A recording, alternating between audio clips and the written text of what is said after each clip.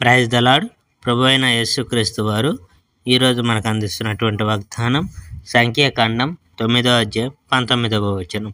యెహోవా విధిని అనుసరించి ప్రయాణము చేయుచుండిరి. అయితే మీరు కూడా పస్కాను ఆచరించగలరు, కానీ నిర్ణీత సమయంలో కాదు.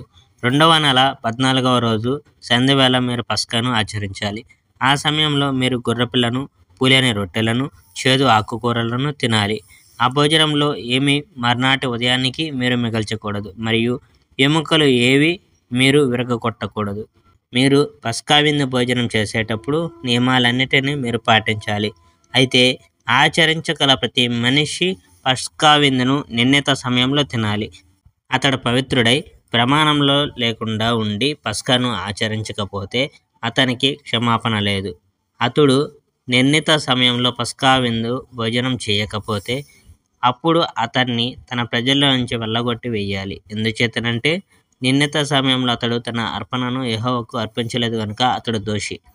ఇశ్రాయేలీయులకు చెందని ఒకడు మీతో నివసిస్తుంటే అతడు మీతో కలిసి యెహోవా పస్కాలో పాలు పంచుకోవాలనుకోవచ్చు. ఇది అంగీకారమే, కానీ మీకు ఇవ్వబడిన నియమాలన్నిటినీ అతను పాటించాలి. మీకోసం ఉన్న నియమాలే మీరు ఇతరుల కోసం కూడా పెట్టాలి. Praise the Lord. May God bless our India.